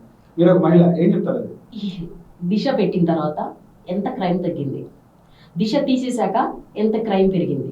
ఓకే, నువ్వు వెళ్ళావమ్మా అనిత గారు, హోమ్ మినిస్టర్ గారు, మీరు వెళ్ళారు. వెళ్ళిన తర్వాత స్లో గ్రాడ్యువల్గా క్రైమ్ తగ్గాల పెరగాల? నువ్వు వెళ్ళి పలకరిస్తున్నాను అంటున్నావు, తగ్గించావా? ఏం తీసుకున్నారు మీరు? అవేర్నెస్ ఏం చేశారు? ఏ చర్య తీసుకున్నారు? ఇమ్మీడియట్లీ ఈ తప్పు చేయాలని ఇప్పుడు దిశ అనగానే అమ్మో దిశలో కంప్లైంట్ అయిందంటే ఇక మన పని గోవిందరా బాబు అని అన్న భయంతో ఎంత క్రైమ్ తగ్గింది, ఎంతమంది యూజ్ చేసుకున్నారు. అలాంటి మంచి వాటిని చట్టం దిశ చట్టం అని చెప్పి కూడా హోంమంత్రి చెప్తున్నారు. సాక్షాత్ హోంమంత్రి ఒకటండి, మనకి నచ్చింది అయితే దాన్ని మనం మంచి అంటున్నాం, మనకు నచ్చింది అయితే ఏం చేస్తున్నాం, అది పనికిరాందని చెప్పి తీసేస్తున్నాం. మీకు దిశ అనేది మా జగనన్న చేసిందని అప్రిషియేట్ చేయడం మీకు ఇష్టం లేదు, సో మీరు అది పనికిరాదు అన్నారు. పనికొచ్చేది పెట్టి మీరు క్రైమ్ ఎందుకు తగ్గించరు? మీరు ఎందుకు చర్య తీసుకోరు? మీరు వెళ్ళి పలకరిస్తున్నారు, అక్కడ పరిస్థితిని చక్కబెట్టి మళ్ళీ రెండో చోట జరగకుండా మీరు ఎందుకు చర్య తీసుకోవట్లేదు? అంటే మీరేం వాళ్ళు చేసింది ఏంటంటే, మా కార్యకర్తలకి మేము పసుపు వెళ్ళిచ్చి ఫ్రీ హ్యాండ్స్ ఇచ్చాం, ఫ్రీడమ్ ఇచ్చాం. ఏమైనా జరిగినా కానీ నేను వెళ్తాను, నేను పరిగెడతా ఉంటాను, నీకు నువ్వు పరిగెడుతూ ఉంటూ నేను నీ వెనకాల వస్తాను, నువ్వు నాకు దొరికినా కానీ నేను పట్టుకున్నట్టుగా దొరకనట్టుగా నేను అందరినట్టుగా నేను నీ వెనకాల పరిగెడతా ఉంటూ నువ్వు పరిగెడతా ఉండు, నువ్వు నాకు దొరకమాట నేను కూడా నిన్ను పట్టుకోను, అందరి ముందు నేను నిన్ను పట్టుకుంటున్నా, నువ్వు పారిపోతావు, ఇది చూపించుకుంటావా? ఎస్, ఇదంతా ఒక అంటే కళ్ళకి బ్లేమ్ చేస్తున్నారు ప్రజలకి. నిజంగానే వెంటనే డిప్యూటీ సీఎం గారు ఏం చేశారంటే, ప్రభుత్వం ఏం చేస్తుంది, ఎంతమంది చనిపోతే ఏం చేస్తుందని అందరం ప్రశ్నిస్తున్నామని వెంటనే ఆయన రియాక్ట్ అయినట్టుగా వాళ్ళ పిల్లలు ఏడవగానే ఆయనకు ఒక కదలికలాగా వచ్చి అది అందరినీ చేసినట్టుగా ఆవిడ మీద ముందు కేకలేశారు. ఆ తర్వాత మళ్ళీ వాళ్ళు ఆ రోజు లాలూచి పడ్డారు. ఆ మరుసటి రోజు నుంచి సోషల్ మీడియా ఎవరెవరైతే ఇది చేసిన మమ్మల్ని కూడా అన్నారు కదా సార్ అని వాళ్ళు ఏం మాట్లాడారు. ఆవిడంటే దిక్కులేదు ఒక రకంగా చెప్పాలంటే. మరి ఆవిడ చెప్పుకున్న వెళ్ళబోసుకొని వీళ్ళందరూ కలిసి మరి ఏం చేసుకున్నారో మనకు తెలియదు. వెంటనే ఎవరైతే ఆ ఇద్దరు పాపల మీద ఏదైతే పెట్టున్నారో మ్యాక్సిమం రెడ్డి కమ్యూనిటీ మీదను ప్లస్ ఎవరైతే ఇది చేశారో వాళ్ళే అటాక్ చేశారు. జరిగింది అయితే అది. రాష్ట్రంలో ఎక్కడ శవం కనబడదు అక్కడ వైసీపీ నాయకులు వాళ్ళిపోతున్నారు. ఎందువల్ల అంటారు? శవ రాజకీయాలు చేస్తారుగా, లేదంటే ప్రజల పక్షాన పోరాటానికి? ఒకటండి, వైసీపీ కాన్సెప్ట్ ఏంటి? ఇప్పటికిప్పుడు మేము ఫామ్ అయిపోయి మా ఎబిలిటీని చూపించుకోవటానికి మేము వెళ్ళిపోయి చావు రాజకీయం చూపించి మేము పైకి వెళ్ళాలని చూడట్లా. ఇంతకుముందు గత ప్రభుత్వం 5 సంవత్సరాలు నెంబర్ 1 పరిపాలన చేసి శవాలు అన్ని కంట్రీస్లో స్టేట్స్లో గుట్టలుగా చచ్చిన వాళ్ళు ఉంటే దిక్కు మొక్కు లేక కరోనా వస్తే ఇక్కడ అంత దౌర్భాగ్యం జరగకుండా జాగ్రత్త కాపాడినాడు మా జగనన్న. ఆ సంగతి ఎవరైనా ఒప్పుకోవాల్సిందే. ఈరోజు ప్రతి ఒక్కరిని కూడా ప్రతి ప్రభుత్వంలో ఉన్నప్పుడు అందరికీ మంచి చేసి కాపాడుకుంటూ వచ్చాడు. ఆరోగ్యశ్రీ కానీ ప్రతి విషయంలో చిన్నపిల్లలు కానీ గర్భిణీలు కానీ హాస్పిటల్ కానీ ముసలమ్మ ప్రతి ఒక్కరు ఎవ్రీబడి అందరినీ సేవ్ చేశాడు. అదే ఇప్పుడు ప్రతిపక్షంలో ఉన్నా కూడా సపోజ్ నాయకుడిగా ఉండి ఎలా వదిలేస్తాం? ప్రజల తరపున నేను ప్రతిదీ అడగటం మా హక్కు, మా జగనన్న హక్కు, మా హక్కు, రైట్స్. ప్రజాస్వామ్యంలో డెమోక్రసీని ప్రశ్నించే గొంతుని వాళ్ళు ఎలా ఆపుతారు? అడగకూడదా? అంటే ఇలా అడగకుండా వదిలేస్తూ ఉంటే వాళ్ళకి నచ్చినట్టుగా 1 man ఆర్మీ జగన్ బయటకు వస్తారా? ఈ లోపు మామూలు ప్రజల్లోకి రారా? ప్రజల్లో ఉద్యమం చేయరా? అంటే దారుణాలు జరిగినప్పుడే స్పందిస్తారా? దారుణాలు జరిగినప్పుడే బెంగళూరు ఇదే చంద్రబాబు నాయుడు గారు, ఇదే హోంమంత్రి గారు, ఇదే పవన్ కళ్యాణ్ గారు ఎంతమంది చనిపోతే వెళ్ళారు పరామర్శించడానికి? కనీసం చనిపోతే కూడా పరామర్శించడానికి వెళ్ళనోళ్ళు వాళ్ళు. ఈ రోజు ప్రతి ప్రాణం విలువైందే. అది ముసలైనా, కుర్ర అయినా, చిన్న అయినా, పేదవాడైనా, బిగ్గెస్ట్ అయినా, రిచ్ అయినా ప్రతి ఒక్కరి ప్రాణం మాకు విలువైందేనండి. అందుకే వెళ్ళి మేమున్నాం మీ తరఫున బాధ్యత ఇచ్చి ఆ కుటుంబాన్ని పరామర్శించడం తప్పేముంది? అది కూడా తప్పని బాధ్యత. మీరు వెళ్ళరు, వెళ్ళిన వాళ్ళు హోంమంత్రి గారి ఆరోపణ నేను చెప్పాను, మా వ్యక్తిగత అయితే కాదు, హోంమంత్రి గారు చెప్పారు. ఎక్కడైతే శవం కనపడదో వైసీపీ అక్కడ వాలిపోతారు. ఎవరైనా ఎక్కడైతే మరణిస్తారో జగన్ అప్పుడు బెంగళూరు నుంచి వస్తాడు. అప్పటి వరకు బెంగళూరులో హ్యాపీగా ఉంటాడు. ఆంధ్రప్రదేశ్ తో పని లేదు. ఎవరైనా చనిపోయేదన్నా అగాత్యాలు జరిగితేనే జగన్ బెంగళూరు నుంచి ఆంధ్రప్రదేశ్ వస్తారు. ఒక విషయం, చనిపోయితే జగన్ ఉంటాడు, శవం కనపడితే వైసీపీ వాళ్ళు ఉంటారు అనేది ప్రధానమైన ఆరోపణ. ఇందులో వాస్తవం. ఒక విషయం చెప్పండి, వాళ్ళ గవర్నమెంట్ ఫామ్ అవ్వకముందు వాళ్ళు ప్రతిపక్షంలో ఉన్నప్పుడు హైదరాబాద్లో ఎందుకు వెళ్ళారు? కరోనా ఉన్నప్పుడు వాళ్ళు ఎక్కడున్నారండి? పవన్ కళ్యాణ్ గారికి ఎవరు ఎప్పుడన్నా ఉన్నారు ఇక్కడ? ఈ దరిదాపులు కనిపించారా? రావటం, అక్కడికి వెళ్ళిపోవటం. పవన్ కళ్యాణ్ గారు, ఇదే పవన్ కళ్యాణ్ గారు కూడా హెలికాప్టర్లో వచ్చిన ఆయన, ఇదే చంద్రబాబు నాయుడు గారు కూడా వచ్చి కనీసం అక్కడ పార్టీ ఆఫీసు తాళా వేసుకొని వెళ్ళిపోయిన అన్ని సంగతులు మర్చిపోయారా? ఇదే అనిత గారు కార్లు వేసుకొని అక్కడికి వెళ్ళి ఇక్కడికి వెళ్ళి ఆమెను అన్న వాళ్ళు అయితే నువ్వు చెప్పు చూపించావు, కానీ మీ పార్టీలో నీ నియోజకవర్గంలో ఎవరైనా చనిపోతే ఎప్పుడైనా పరామర్శించావా? ఎల్జీ పాలిమర్స్లో ఇవన్నీ చాలా ఘటనలు జరిగినాయి. ఎప్పుడైనా కానీ ఎవరి దగ్గరికన్నా చనిపోయిన ఒక ఆడపిల్ల దగ్గరికి వెళ్ళి ఎప్పుడన్నా ఇది చేస్తావా? ఎక్కడ అడిగారు మీరు ప్రశ్నించరా? ఇప్పుడు ఈరోజు మా జగనన్న వచ్చి అరే మనం పదవిలో ఉన్నా లేకపోయినా మనకి ప్రజలు ముఖ్యం, పబ్లిక్కి మనం ఏదైనా కూడా రెస్పాన్సిబిలిటీ. మన తరపున నాయకుడు ఉన్నారని మన మీద నమ్మకంతో ఉన్నప్పుడు ఒక మనిషి చనిపోతే పరామర్శించడం కానీ వాళ్ళకి భరోసా ఇవ్వడం కానీ ఓదార్పు అనేది అది మానవ సహజం. హ్యూమనిజం కూడా మీ దగ్గర లేదు. అది ఎలాగో మా దగ్గర ఉన్నదాన్ని మేము చూపిస్తున్నప్పుడు శవమానం మళ్ళీ బెంగళూరు వెళ్తాడు వస్తాడంటే ప్రతిసారి ఇంకా మీరు ఎప్పుడు చూసిన వాళ్ళకి విమర్శించడం, అబ్యూస్ చేయడం, చేసిన ప్రతి మంచిని చెడుగా చూపించడం, లేకపోతే దాని మీద నెగిటివిటీ క్రియేట్ చేయడం తప్పితే దేర్ ఈజ్ నో వాళ్ళు యాక్సెప్ట్ చేసే అంత మైండ్ వాళ్ళ దగ్గర లేదు. భవిష్యత్తులో వైఎస్ఆర్సీపీ పార్టీ మనకు ఉంటుందంటారా? ఇంకా ఈ రోజుతో పార్టీ అయిపోయిందంట, నెక్స్ట్ టైం చూద్దాం. అంటే సాక్షాత్ పవన్ కళ్యాణ్ చెప్తున్నారు ఇదే లాస్ట్ చివరి ఎన్నిక అయిపోయింది, ఇంకా భవిష్యత్తులో వైఎస్ఆర్సీపీ అనేది కనుమరుగు అయిపోతుంది. అంటే 2 విషయాలు నేను పవన్ కళ్యాణ్ గారిని అడుగుతా. లాస్ట్ టైం ఎలాగో మీరు ఈవీఎంస్ మేనేజ్ చేసి మీకు కావాల్సిన మీరు తీసుకున్నారు కదండి, ఈసారి ఒక్కటే మీరు 10 సార్లు అంటున్నారు అని అంటే ఖచ్చితంగా ఈవీఎంస్ మేనేజ్ చేద్దాం మీరు అన్న ప్లాన్లో ఉన్నారా పవన్ కళ్యాణ్ గారు? సరే, ఆ విషయం వచ్చే ఎన్నికల్లో 11 నుంచి 1 అంటున్నారు కదా, మేబీ వాళ్ళకి జగన్ కూడా చెప్పలేరు. ఆ కాన్ఫిడెన్స్ అనేది ఎలా ఇస్తారు? మీరు చేసే వ్యతిరేకత ఎక్కడుంది? వీళ్ళు చేసి వచ్చి 4 నెలలు కూడా అవ్వలేదు, ఒక్క పథకం కానీ సూపర్ 6 కానీ ఎట్లాంటి ఇది చూపించినప్పుడు ప్రజలు ఆటోమేటిక్గా ఉద్యోగస్తులతో సహా ఆటోమేటిక్గా ఈ 4 నెలలకి టర్న్ అయిపోయింది పరిస్థితి. అరే మనము ఏదో అనుకున్నాము, ఇప్పుడు చూస్తే ఇలాంటి పరిస్థితి వచ్చింది. ఇవాళ జగన్ అన్న అనగానే మనం నోరెత్తి అన్నానని చెప్పి ఎంత ఇదిగా ప్రశ్నించాము, కనీసం వీళ్ళని ప్రశ్నించేట పరిస్థితి కూడా మా దగ్గర లేదు. ప్రశ్నిస్తే కనుక మా గొంతు నొక్కే కార్యక్రమం చేసేస్తారు, మమ్మల్ని అరెస్టులు చేస్తారు, ఉద్యోగాలు మీకేస్తారని ఎక్కడో అక్కడ సైలెంట్ అయ్యారు. రేపొద్దున వాళ్ళ సత్తా చూపించాల్సిన సమయం వస్తుంది, వాళ్ళని చూపిస్తారు. అంతేగాని ఈయన ఒకటి ఇస్తానంటే అంటే నేననేది ఒకటేనండి, ఒకటి ఇవ్వాలని మీరు డిసైడ్ అయ్యి ఈవీఎంస్ని మేనేజ్ చేస్తే తప్పితే అది ఒకటి. లేదు అనుకుంటే ఎవరి తలలో జేజమ్మ కూడా ఈసారి వైసీపీ గెలుపుని ఆపలేదు. అదైతే భవిష్యత్తు ఉందన్నారు వైఎస్ఆర్సీపీ పార్టీ. పక్కా మా పార్టీలో ఉన్న వాళ్ళు ఎవరో ఆఫ్టర్ 75 years దాటిన వాళ్ళు కాదు, ఏదో ఈసారితో బతుకుంటామో లేదో అనుకోవటానికి. అలా అని చెప్పి మా నాయకుడు కూడా ఎప్పుడు చూసినా కానీ సుఖమరిగా ప్రాణంలాగా 10 అంటే మేము గెలవలేము, మేము కష్టపడలేని వాళ్ళం అన్నట్టుగా మా దగ్గర ఇది లేదు, మా దగ్గర ఎబిలిటీ లేదు, సత్తా లేదని వెళ్ళి వాళ్ళని ఆశ్రయించేలాంటి పరిస్థితి అయితే పొత్తులు కూడా లేవు.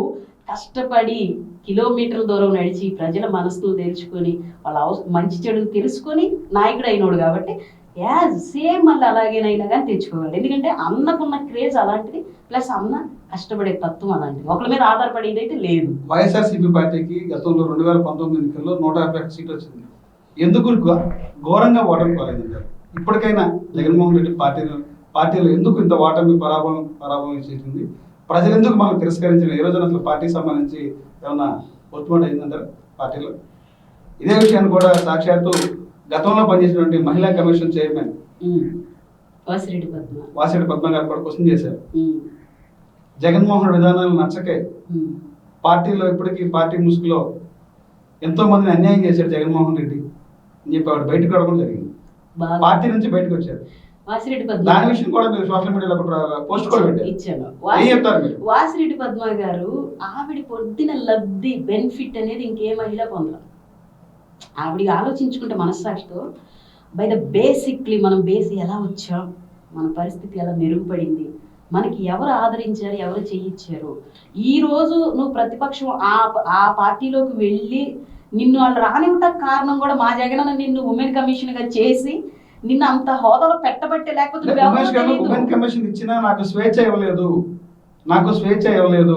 వైసీపీ పార్టీలో గంట అరగంట ఎవరైతే ఎమ్మెల్యేలు మంత్రులు అయితే ఉన్నారో ఆ రోజున ప్రచారం అయితే జరిగి ట్రోల్ అయిందో, కేసులు పెట్టినప్పుడు నాకు ఎలాంటి స్వేచ్ఛ ఇవ్వలేదు, యాక్షన్ తీసుకోవడం నా దగ్గర ఏమీ లేదు. ఓన్లీ నేను ఒక బొమ్మలాగే నన్ను ఉపయోగించారు తప్ప వైఎస్ఆర్సీపీ పార్టీ నాకు ఎలాంటి అధికారాలు ఇవ్వలేదు అనేది వాసిరెడ్డి పద్మ సాక్షాత్తు మీడియాలో చెప్పింది. ఎంతవరకు వాస్తవం? ఆమె అలాంటప్పుడు నువ్వు ఇమ్మలేనప్పుడు ఇదే కొంతేసుకుని ఆ రోజు ఎందుకు అడగలేదమ్మా? ఆ రోజు రిజైన్ చేసి బయటకు వచ్చి ఐ కాంట్ డూ ఇట్ అని చెప్పి ఎందుకు నువ్వు రివర్స్ అవ్వలేదు? ఎందుకు అడగలేదు? ఆ రోజు నీకు బెనిఫిట్స్ అని అందుతున్నాయి, మిస్ అవ్వకూడదు. నీకు కావాల్సినవి నీకు అందుతున్నాయి, నీ హోదా నువ్వు అనుభవిస్తూ, నువ్వు క్యాడర్ నీవు అనుభవిస్తూ, నువ్వు అన్ని బాగానే ఎంజాయ్ చేసి ఈ రోజు నీకు ఎలాగే ఇక్కడ నుంచి ఎలాంటి లబ్ధి రావట్లేదు కాబట్టి నీకు ఎలాంటి బెనిఫిట్ లేదనుకుని నువ్వు ఏరు దాటిన తర్వాత తెప్ప తగలేసేలాగా బయటికి వెళ్ళిపోయి నోటుకొచ్చినట్టు మనం నువ్వే మాట్లాడటం అనేది నీకు సభ్యత లేదు అని అక్కడ చూపించుకున్నావు. ఇదే యాటిట్యూడ్ అక్కడ చూపించిన వాళ్ళు నిన్ను ఉండనీరు. ఎక్కడైనా స్టెబిలిటీగా ఉండు. సరే నీకు ఫ్రీ హ్యాండ్స్ లేదనుకున్నప్పుడు, సార్ ఇది ఉమెన్కి సంబంధించిన విషయంలో కాబట్టి ఏ విషయంలో మనం కాంప్రమైజ్ అవ్వలేమో, ప్రతిదాన్ని మనం రూల్ వైజ్గానే చేద్దాం, న్యాయం చేద్దాం, ఇలాంటి వాటిని నేను చేయలేకపోతున్నాను సార్ అని చెప్పి నువ్వు మానేకపోయావా? లేదనుకుంటే ఇది కాదండి ఇదిలో మారుద్దాం ఎందుకు అడగలేదు నువ్వు? ఆ రోజు ప్రతిదానికి ఈ ప్రభుత్వం అంత గొప్ప ప్రభుత్వం లేదని నువ్వే చాలా కథ చేసావే, పార్టీ తరఫు నుంచి క్యాంపెయిన్ కూడా నువ్వే వెనకాల కారేసుకుని తిరిగావు, నువ్వు అన్నీ చేసావు. ఈ రోజు దొంగ అని చెప్పి నువ్వే దొంగ పోయిండు, మళ్ళీ ఆడు దొంగలు వీళ్ళు దొంగలు నువ్వే దొంగలు అంటుంటే ఇది ఎలా సాధ్యం? ప్రజల్లో మార్పు కాదు, జగన్లో మార్పు అనేది వన్ థింగ్. జగనన్న మార్పు అనేది ఇప్పుడు ఒక మార్పు వ్యవస్థకి కానీ మార్పు అనేది ఏ రకంగా అవసరం లేదు. ఎందుకంటే అప్పటికి ఇప్పటికి ఒకేలాగా ఉంటాడు కాబట్టి, అబద్ధాలు మాట్లాడు కాబట్టి, మోసాలు చేసి ఎదుటి వాళ్ళని నాశనం అయ్యేది కోరుకోడు కాబట్టి అలా ఉన్నాడు. అందరిలాగా 10 రకాల పార్టీలు, 10 రకాల మాటలు, 10 రకాల హామీలు, లేకపోతే 10 రకాల మోసాలు చేసి 10 రకాల వెన్నుపోట్లు పొడిచినోడే అయితే ఈరోజు 175 వచ్చాయి కదండి. అలాంటప్పుడు ఆమె ఏదో అగ్రెసివ్గా ఏదో చెప్తుంది, అమ్మో అందులో నుంచి వచ్చి ఈవిడ ఇలా అంటుంది కాబట్టి జనాలు నమ్మేస్తారంటే కదా, ఆవిడని చూసి జనాలు ఎలా ఫీల్ అవుతున్నారు అనేది ముందు ఆవిడ చూసుకోవాలి. నెక్స్ట్ పార్టీ అనేది ఓడిపోవటానికి కారణాలు 2 ఉండొచ్చు. ఒకటి ఈవీఎంస్ ఏదో జరిగిందని చెప్పి ఖచ్చితంగా జరిగింది, హర్యానాలో ఆల్రెడీ జరిగింది, ఇక్కడ కూడా ఓవర్కమ్ అయ్యింది. ఎంతైతే పోలింగ్ అయింది, ఎంతమందికి ఎన్ని సీట్లు వచ్చినాయి, ఎంతమందికి ఎంత ఓటింగ్ అయిందని చూసుకుంటే ఓవర్కమ్ అయింది. ఎలా అయింది? అధికారులు ఏ తప్పులు చేయలేదు. డబ్బులు పంచుకుంటూ వెళ్తే జనాలకు ఉపాధి నిరుద్యోగులకి ఉద్యోగ అవకాశాలు, జాబ్ క్యాలెండర్లు ఇచ్చినప్పుడల్లా కొన్ని జాబులు తీశారు, నర్సింగ్ జాబులు తీశారు. ఫిష్ మార్కెట్ పెట్టేస్తే ఉపాధి అయిపోతుంది. ఒకటండి, వ్యాపారం చేస్తూ ఉంటే ఆ చుట్టుపక్కల ఉన్న ప్రతి ఒక్కరికి, ఆ చుట్టుపక్కల ఉన్న ఊళ్ళకి, ఆ ఏరియాలకి, ఆ కంపెనీకి కానీ ఆ వ్యాపారానికి సంబంధించిన ఎడ్యుకేషన్, ఐటీ అయితే ఐటీ రంగంలోనో, సాఫ్ట్వేర్ అయితే సాఫ్ట్వేర్ రంగంలోనో కొన్ని రకాలుగా అక్కడ జాబ్లు అనేవి క్రియేట్ అవుతాయి. ముందు నువ్వు వండాలి కదా, వండి ఆరబెట్టి పెట్టాలి. ముందు వండనీయకుండానే మీరు జాబ్ లేది అయ్యో రామ అనుకుంటా మీరు మన ఇది చేస్తుంటే గోల చేస్తుంటే ముందు స్టార్ట్ చేయండి, బిగిన్ చేయండి. రాష్ట్రం అనేది విడిపోయి వచ్చిన తర్వాత ఇక్కడున్న వాటిలో నుంచి క్రియేట్ చేస్తున్నాడు, అప్పుడే స్టార్ట్ అయ్యింది. అంటే మేము ఎన్నిసార్లు గెలిచామండి? ఒక్కసారి గెలిచాడన్న, ఒక్కసారి గెలిచిన 2 years కరోనా తర్వాత ఈ ఉన్న స్టార్టింగ్లోనే ఎన్ని హబ్బులు ఇలాంటివి ఎన్ని రకాలుగా చేసి ఎన్ని కంపెనీలు అనేది వచ్చినాయి, ఇవన్నీ ప్రచురించడం కంపెనీలు పారిపోయింది చెప్తున్నారు. వచ్చిన వాళ్ళందరినీ నీ కాంట్రాక్ట్ క్యాన్సిల్ చేస్తామని పంపించేస్తావు, దాన్ని వాళ్ళు వెళ్ళిపోతే మేమేం చేస్తామండి దానికి? ఇప్పుడు వాళ్ళకి ఇష్టమై వచ్చారు, వీళ్ళు పెట్టిన డీలింగ్స్ వాళ్ళకి నచ్చక వెళ్ళిపోయారేమో. అఫ్ కోర్స్ నువ్వు ఇచ్చిన కాంట్రాక్ట్ వాళ్ళు ఇచ్చిన దానికి మీకు సూట్ అవ్వలేదేమో, వాళ్ళు ఏ రకంగా వెళ్ళారా అఫీషియలా we did not see. But మీరు అన్నదల్లా మేము వేదవలాగా తీసుకోలేము. అక్కడ నిజాలు ప్రతిదీ మా ముందు ఉంటేనే మేము నమ్ముతాం తప్పితే నువ్వెందుకు పంపించావు మీరెందుకు పంపించారు మాకు ఎలా తెలుస్తుంది? వండేదాకా ఉన్నదాన్ని ఆరబెట్టి జనాలు పెట్టే సమయం వచ్చేసరికి మీరు పదవిలోకి వచ్చారు. మీరు పదవిలోకి వచ్చి ఉన్నదానంతా చిమ్మేసి ఇక్కడ ఏం జరగలేదని చెప్పి జనాలు గుట్టి చేతులు చూపిస్తున్నారు. నిజాన్ని చూపించండి, నిజాన్ని చూపించి అప్పుడు మీరు ఒప్పుకోండి. ఖచ్చితంగా అక్కడ ఏం జరిగిందని తెలుసు. అదే పవన్ కళ్యాణ్ గారు వచ్చి స్కూల్లో ఎప్పుడు వచ్చి అడగట్లా, జగన్ బాగానే చేశాడని వాళ్ళు మనసాక్షితో ఫీల్ అవుతారు. వైసీపీ పార్టీ నాయకులకి చింత తెచ్చిన పులుపు చావదని పవన్ కళ్యాణ్ చెప్తారు. నిజంగా పార్టీ ఘోరంగా దెబ్బతిన్నా మీకు అసలు చావదంటారా? నేనైతే సాక్షాత్ పవన్ కళ్యాణ్ గంటకు ఒక మాట మాట్లాడతారు, ఆయన మనసు ఎటు తిరిగితే మాట్లాడతారు. ఆయన ఆ టైంకి ఏ మూడ్ లో ఉంటే ఆ మాట మాట్లాడతారు. అంటే నేను సీరియస్ గా ఆయన అన్న ప్రతిదాన్ని తీసుకోను, ఎందుకంటే ఆయన ఏ టైంకి మహా అయితే ఇప్పుడు నువ్వు ఏదో ఈ 4 సంవత్సరాలు నువ్వు తొక్కిపెట్టి నారదేస్తావా, తల కింద పెట్టి కాళ్ళు పైకి పెట్టి యోగా చేస్తావు, that is your choice. But we never afraid with anybody, because మేము ఎంత నీట్గా ఉన్నాము అనేది అది అంతవరకు పక్క. ఈ 4 సంవత్సరాలు మహా అయితే నువ్వు హెరాస్ చేస్తావు. ఆఫ్టర్ సమ్ టైం వేరే టైం మారినప్పుడు నిన్నెవరు కాపాడతాననేది ముందు నువ్వు చూసుకోవాలా. అంటే నువ్వు బెదిరించో చేతిలో చట్టం ఉందనో ఇలా కాదు, డెమోక్రసీని సమానంగా పరిపాలించు. పక్కాగా ఎవిడెన్స్తో ప్రతి విషయాన్ని నిజాయితీతో చేయి. నీకు కోపం ఉందనో లేకపోతే నువ్వు ఏదో హెరాస్ చేయాలనో లేకపోతే నీకు అడ్డు వస్తున్నారనో కాదు. నిజాయితీగా నువ్వు వెళితే ఈ రోజైనా నెక్స్ట్ టైము ఇలా కూటమితో ఈళ్ళతో కాకుండా నిజాయితీగా నీ అంతా నువ్వు పోటీ చేసుకుంటే నీకంటూ రెస్పెక్ట్ అనేది వస్తుంది. ఇలా కాకుండా ఇలా పోతూ ఉంటే ఇది ఇద్దేరాని చెప్పి నీ మాట ఎవరు వినరు.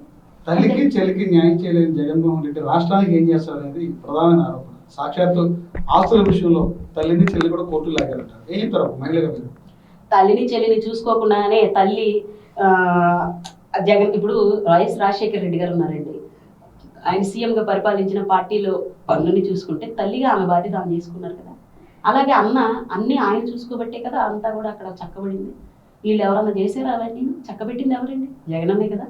నెక్స్ట్ చెల్లి తన మ్యారేజెస్ దగ్గర నుంచి తన పిల్లల దగ్గర నుంచి ఈ రోజు నీకు కోడలు మనవాళ్ళు కూడా పుట్టబోయే సమయం దగ్గర పడింది. ఇప్పుడు వరకు నేను ఎవరు చూశారు? నీ మనస్సాక్షితో నువ్వు ఆలోచించుకుంటే ఎవరు ఆలోచించినా పుట్టింట్లోనే ఉన్నావు. విజయమ్మ గారు వెళ్ళి ఎక్కడ ఏమీ చక్కబెట్టింది లేదు. రాజశేఖర రెడ్డి గారు అధికారికంగా ఉన్నారు, మిగిలింది చూసింది ఎవరు? అట్లీస్ట్ రియలైజ్ అవుతారా మనసులో చేసింది మా జగనన్న కాదా? తల్లికి చెల్లికి న్యాయం చేయనుడు అంటే నీ ఎక్స్పెక్టేషన్స్ బట్టి నీకు చిన్న చిన్న అరమరికలు ఉన్నప్పుడు దాన్ని మిస్అండర్స్టాండ్ అయ్యి నువ్వు బయటికి వెళ్ళిపోయి నువ్వు జుట్టు తీసుకెళ్ళి ప్రతిపక్షాల చేతుల్లో పెట్టి వాళ్ళు జగనన్నకి వ్యతిరేకంగా క్రియేట్ చేసి ఇబ్బంది పెట్టే కార్యక్రమం నువ్వు చేసావు. సాక్షాత్తు షర్మిల వస్త్రధారణ మీద కూడా జగన్ కామెంట్ చేశాడు, పసుపు చీర కట్టే తప్ప అని చెప్పి షర్మిల గారు చెప్పారు. నువ్వు పసుపు చీర కట్టుకుని మరి నేను చీర కట్టుకుని మరి చీరలు కూడా వర్ణిస్తారా వైసీపీ వాళ్ళు? ఒకటి అది సింబాలిక్ గా ఇప్పుడు నేను పసుపుది అనేది వాళ్ళ కండువ వేసుకుంటే నేను సింబాలిక్ గా వేసుకుని వాళ్ళకి నేను ఈ కండువ వేసుకుని చూపించినట్ట కాదా? నేను పసుపు చీర కట్టుకుంటే ఈ పార్టీకి నేను మద్దతు ఇస్తున్నాను, నేను గ్రీన్ శారీ కానీ బ్లూ కానీ కట్టగా మా పార్టీకి మద్దతు ఇస్తున్నాను, కొన్ని సింబాలిక్గా ఇచ్చిన కలర్స్ అవి. సో ఆమె అవి వేసుకుని అక్కడికి వెళ్ళినప్పుడు మా జగనన్నకి ఆమె కూడా ఇండైరెక్ట్గా హింట్ ఇచ్చిందేమో, నేను ఈ పార్టీకి నేను ఇది చేస్తున్నాను కాబట్టి నేను నీకు మద్దతు ఇవ్వట్లేదని ఏ రకంగా ఇది చేసింది. వాళ్ళ మధ్య ఇంటర్నల్గా ఉన్న కొన్నిటికి ఆమె ఈయనకి ఇచ్చిన సింబాలిక్ ఇచ్చిన సిగ్నల్స్ బట్టో మరి ఏం ఫీల్ అయ్యిందో తెలియదు, తన మనసుకు అనిపించింది. వాళ్ళ చెల్లిని ఆయన అడిగాడండి, తప్పేంటి? ఇప్పుడు రాష్ట్రంలో ఉన్న నన్ను లేదా మమ్మల్ని ఎవరు అడగలేదు కదా, తన సొంత చెల్లినే కదా, సొంత బ్లడ్ రిలేషనే కదా, అడిగితే తప్పేంటి? తప్పు చేస్తే ఒకటండి, బ్లడ్ రిలేషన్ అంటే తప్పు చేస్తే కొట్టే రైట్స్ లేకపోతే ఏదన్నా బాధ కలిగితే సమర్థించేదో, ఇబ్బంది వస్తే ప్రేమించి దగ్గరకు చేర్చుకుని రేపొద్దున ఆదరించేది కూడా అన్నే అయినప్పుడు, అన్నీ అన్నే అయినప్పుడు ప్రశ్నిస్తే తప్పేంటి? ఎందుకు వేసుకున్నావు నువ్వు, అది మనకి ఎగెనిస్ట్ కాదని చెప్పి అని ఉండొచ్చు, నువ్వు ఎందుకు ఇలా చేస్తున్నావు అని. అది తప్ప దీన్ని కూడా అంటే రేపొద్దున ఒకళ్ళు వాళ్ళ చెల్లి ఎల్లో శారీ కట్టుకుని వెళ్ళి అక్కడ బొకే ఇచ్చినా కానీ జగన్ గారు ఏం మాట్లాడాలి, ఇలా కూర్చున్నాడండి ఏం చేతగానోడండి అని అంటారు రేపొద్దున. మరి అంటే అటు ఇటు మాట్లాడేది మీరు, అన్ని మాట్లాడేది మీరు. ప్రజలు ఓట్లేసి గెలిపిస్తే వైఎస్ఆర్సీపీ పార్టీకి 11 సీట్లు ఇచ్చారు. ఈరోజు ఎందుకు అసెంబ్లీ బాయ్కాట్ చేశారు? అధికారంలో ఉన్నప్పుడు మీడియా ముందు కానీ జగన్మోహన్ రెడ్డి ఈరోజు ఎందుకు మీడియాతోనే నేను మాట్లాడతాను, మీడియాతోనే అడ్రస్ చేస్తా అంటున్నారు, ప్రజా సమస్యలు మీ మీడియాతోనే మాట్లాడతాను. ఏం అసెంబ్లీకి ఎందుకని వైసీపీ పార్టీ ఆ రకమైన స్టాండ్ తీసుకుంది? ఏం జరిగినా ప్రతిదాన్ని కూడా నిజాన్ని వాళ్ళకి కప్పుపుచ్చి ఇంకొక రకంగా వాళ్ళ పేపర్లో వాళ్ళకి అనుకూలంగా ఉన్న వాటిలో వేరే పబ్లిసిటీ చేస్తున్నారు. అప్పుడు డైరెక్ట్గా జగన్ అన్నే బాయ్ తన నుంచి ఒక మెసేజ్ పాస్ చేసిన, క్వశ్చన్ చేసిన మీడియా ద్వారా ప్రజలకు చేరుతుంది కాబట్టి సో అఫీషియల్గా తను తన ప్రతి ఆలోచనను కూడా జనాలకి వ్యక్తపరుస్తున్నాడు అనేది మీడియా పరంగానే ఒప్పుకున్నాం. నెక్స్ట్ 11 వచ్చినాయి కాబట్టి వాళ్ళు వెళితే 2 minutes కూడా అసలు మైకే నువ్వు ఇవ్వనప్పుడు కావాలని నువ్వు అవమానించడానికో లేకపోతే వాళ్ళు ఏదన్నా ప్రజలు మీకు ఓటేసింది అసెంబ్లీలో మా సమస్యలు పరిష్కరించాలా, మా గ్రామాలు అభివృద్ధి చెందాలా అనేది ప్రజలు ఓటేసారు వైఎస్ఆర్సీపీ పార్టీ. 10 సీట్లు కానీ 11 సీట్లు కానీ ఇదే ప్రజలు అలాంటి వైఎస్ఆర్సీపీ పార్టీ ఎమ్మెల్యేలు ఎందుకు అసెంబ్లీకి వెళ్ళరు? ఇదే ప్రజలు నిజంగానే జగన్ అసెంబ్లీకి వెళ్ళి వాళ్ళు చేసిన ప్రతి చట్టాన్ని లూప్ హోల్స్ ప్రతిపక్ష నాయకుడు హోదా ఉంటే జగన్మోహన్ రెడ్డి గారు అసెంబ్లీకి వెళ్తారా? ప్రతిపక్ష హోదా లేకపోతే అసెంబ్లీకి వెళ్తారా? ఇది ప్రధానమైనటువంటి ఆరోపణ. వైఎస్ శర్మ గారు చెప్పారు, హోదా ఉంటేనే అసెంబ్లీకి వెళ్తారా? ఒకటండి, ఆవిడ పిసిసి అధ్యక్షురాలు, ఆంధ్రప్రదేశ్ పిసిసి అధ్యక్షురాలు. 100 రకాలుగా ఆమెను మేమేం సలహా అడగల. ఒకటి, మేము అసెంబ్లీకి వెళ్ళాలా, ఇంట్లోనే ఉండి మా అన్న పబ్లిక్ తో చెప్పాలి, మీడియా ద్వారా చెప్పాలనేది దట్ ఈస్ మా అన్న విషయం. అది పార్టీ వ్యక్తిగతం. ఓకే, నిర్ణయాలు అనేది నీకు సంబంధించి మీ పార్టీ తరఫు నుంచి నువ్వే క్వశ్చన్ చేస్తున్నావు. మీ రాహుల్ గాంధీ గారు నీకు ఇచ్చిన బాధ్యతని ఎంతవరకు ఈ రాష్ట్రంలో అనేది నువ్వు చేస్తూ వచ్చావు. వేరే పార్టీలకు కొంగు కాయకుండా నీ నిజాయితీని ఏం చూపించుకుంటున్నావు, వాళ్ళకి నీ విశ్వసనీయతని నువ్వు చూసుకో. నెక్స్ట్ అసెంబ్లీకి రాజీనామా చేసి ఇంట్లో కూర్చోవచ్చు కదా. దట్ ఈస్ ఇప్పుడు మేము రాజీనామా చేస్తామా, అసెంబ్లీకి ప్రధానమైన డిమాండ్ అది. ప్రధానమైన డిమాండ్ ఇంట్లో కూర్చొని మీడియాతో మాట్లాడదాం కాదు, రాజీనామా చేయండి. ఎందుకు చేస్తాం? రాజీనామా చేసి ఇంట్లో కూర్చోండి. ప్రజల తరపున అడుగుతాం, కానీ అక్కడికి వెళ్ళినప్పుడు వాళ్ళు ఆమోదపరుచుకొని వాళ్ళే ఓన్గా సొంతగా ప్రతిదాన్ని ఒక బిల్లు ప్రవేశపెట్టిన ఏం పెట్టినా వాళ్ళే ఆమోదించేసుకుని వాళ్ళే పాస్ చేసేసుకుంటున్నారు. అంటే వీళ్ళు పక్క నుండి అడగటానికి కూడా వీళ్ళకి అవకాశం ఇవ్వనప్పుడు ఇంక వీళ్ళు వెళ్ళి మాత్రం ప్రయోజనం ఏంటి? వీళ్ళు అడుగుతుంటే కూడా వాళ్ళ మైక్ని కట్ చేసినప్పుడు వెళ్ళి ప్రయోజనం ఏంటి? సో బాయ్కట్ చేసి ఉండొచ్చు. ఇప్పుడు నేను వచ్చానండి, ఒక పరిస్థితికి ఒక విషయానికి మన అందరు కలిసి గ్రూప్ అనేది డిస్కషన్ అనేది పెట్టారు. దానిలో కొంతమంది మాత్రం వ్యక్తిగతంగా వాళ్ళే డిస్కస్ చేసుకుని వాళ్ళే డిసిషన్ మేకింగ్ వాళ్ళే ఫైనల్ చేసినప్పుడు మిగిలిన వాళ్ళకి అవకాశం ఇచ్చినప్పుడు వీళ్ళు వెళ్ళి ప్రయోజనమా? వెళ్ళకపోయినా అంతే.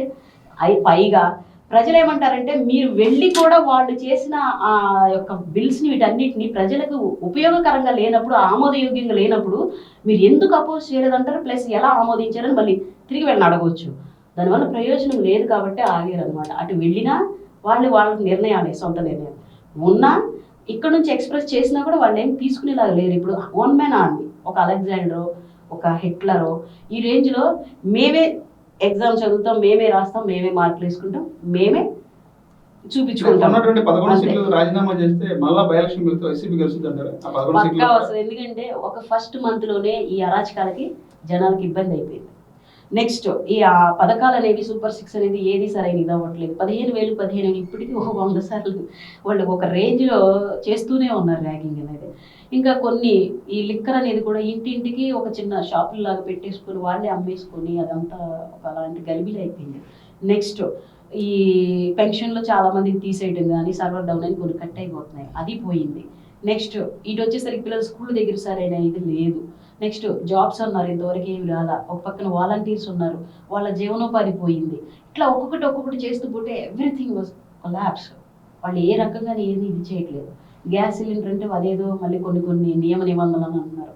ఇట్లా ప్రతిదాన్ని నమ్మబలికించి మోసం చేస్తే మోసపోయినోడు మర్చిపోడు, టైంకి వాడికి గుర్తొస్తుంది కదండి. సో వాళ్ళు ఏం చేశారన్నది వాళ్ళు చేస్తూ పోనీయండి, తర్వాత మళ్ళీ ప్రజలు మళ్ళీ ఏం చేస్తారు అనేది ఈసారి వైఎస్ఆర్సీపీ పార్టీని వాళ్ళు ఏం చేస్తారు ప్రజల దగ్గర నుంచి మనం తెలుసుకుందాం. అంతే. రెడ్ బుక్ చాప్టర్ 3 రిలీజ్ అయింది. ఎందుకంటే జగన్మోహన్ రెడ్డి గారు భయపడతారు రెడ్ బుక్ చూసి. నిజంగా లోకేష్ గారు చెప్తారు భయపడతారు వైసీపీ పార్టీ కానీ బాగా గుర్తుపెట్టుకోండి. జగనన్న నిజంగా వైసీపీ పార్టీ డైపర్లు దర్శనీయ జగనన్న చాప్టర్ 3 జగనన్న ఒక్క జగనన్నను చూసి ఎన్ని డైపర్లు దడుతున్నాయో ఒకసారి చూసుకోమనండి. ఒక్క జగనన్నే ఎంతమందిని చూసినా కానీ నిలబడ్డా అన్నది, వాళ్ళు నిలబడి కూడా వాళ్ళు డైపర్లు తడుపుకుంటారేమో కానీ జగనన్న ఎవరిని చూసి కూడా ఎప్పుడు భయపడేది ఎప్పుడూ లేదు. ఎవరిని చూసి బెణికింది లేదు, తొణికింది లేదు, సఫోకేట్గా ఫీల్ అయ్యి అయ్యో వీళ్ళు ఏమైనా అంటారేమో అన్నాడు కదా. ప్రతి విషయంలో నిజాయితీగా నిలబడతాడు.